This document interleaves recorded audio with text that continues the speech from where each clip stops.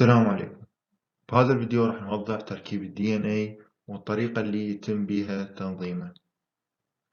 قبل ما نبدي بالحديث عن ال DNA لازم ناخذ نظرة سريعة على المكان اللي يتواجد بيه ال DNA واللي هي النواة النيوكليوس.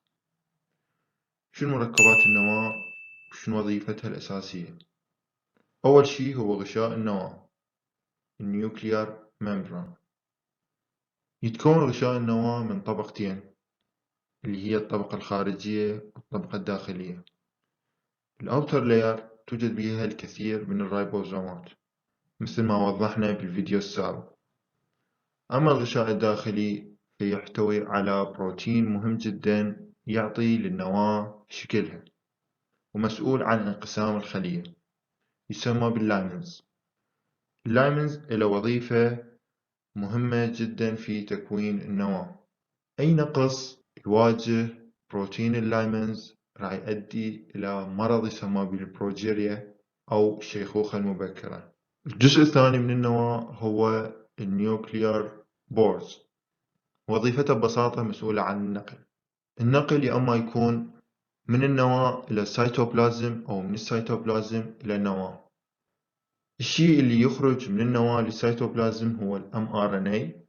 الشيء اللي يدخل من السيتوبلازم للنواة يسمى بالنيوكليوتيد. النيوكليوتيد مهمة في تكوين ال DNA. الجزء الثالث من النواة هو النيوكليوبلازم. يتكون النيوكليوبلازم من النوية. النوية مهمة جدا في إنتاج ال rRNA والرايبوزومات. الرايبوزومات مسؤولة عن تكوين البروتينات الموجودة في الخلية. الجزء الثاني من النيوكليوبلازم هو الكروماتين. الكروماتين أو ال DNA يتكون من هيستونز بروتين و DNA. يكون الكروماتين على نوعين، الأول غير فعال أو يسمى بالهيتروكروماتين، والثاني الفعال يسمى باليوكروماتين. ال DNA عبارة عن جزيء ضخم جدا من المعلومات الوراثية. شكله عبارة عن شريط يبلغ طوله تقريبا مترتين. ال DNA لا يرى إلا من خلال المجهر. السؤال هو كيف الجزيء طوله مترتين أن لا يرى إلا من خلال المجهر؟ ال DNA يكون ملفوف بشكل معين داخل كروموزوم. بهذا الفيديو راح نوضح الآلية اللي من خلالها ال DNA يتركب بهذا الشكل. مثل ما وضحنا إنه الكروماتين يتكون من هيستونز بروتين و DNA. شنو هي وظيفة الهيستونز؟ ببساطة الهيستونز هي المسؤولة عن لف شريط ال DNA وجعله يبدو صغير جدا. هيستونز بروتين أنواع منها H2A H2B H3 H4.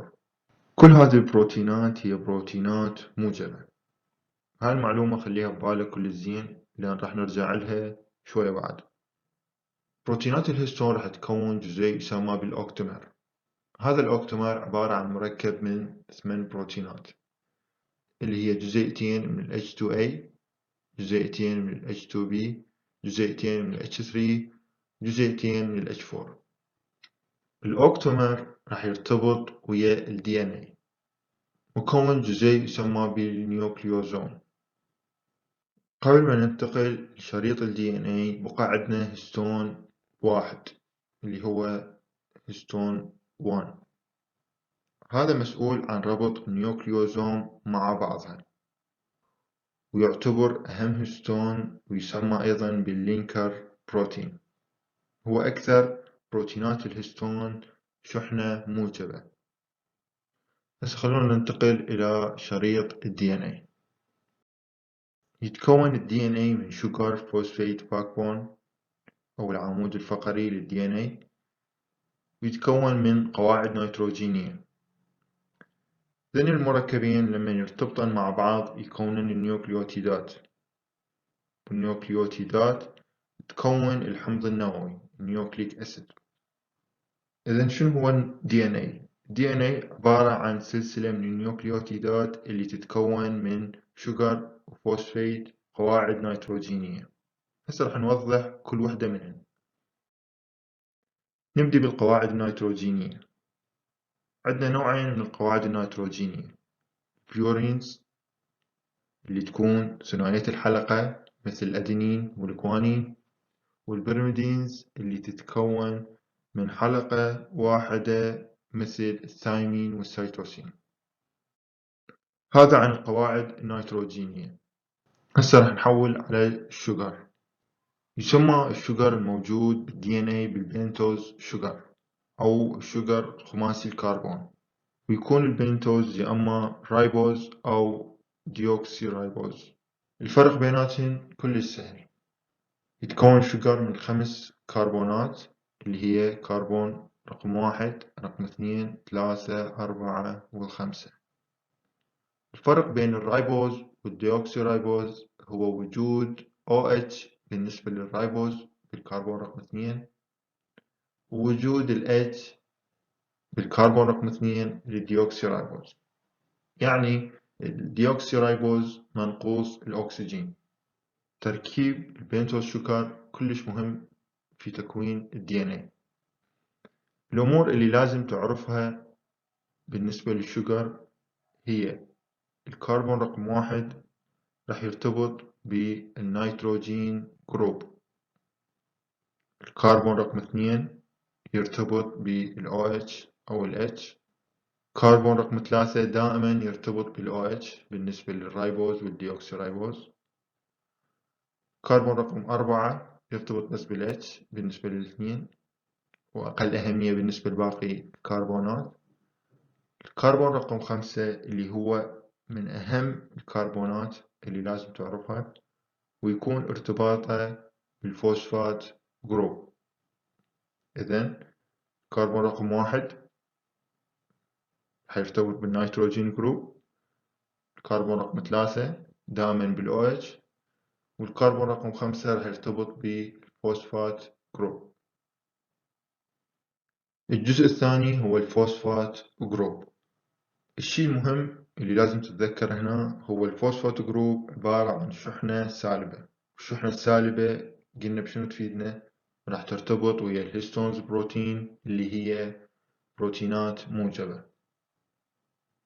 مثل ما وضحنا قبل شوية الفوسفات جروب راح يرتبط بالكربون رقم 5. حاليا تكون عندنا ما يسمى بالنيوكليوتيد. النيوكليوتيد عبارة عن شجر خماسي الكربون. الكربون رقم 1 راح يرتبط بالنيتروجين بيس، والكربون رقم 5 راح يرتبط بالفوسفات جروب. كربون رقم 1 رقم 2 رقم 3 رقم 4 ورقم 5.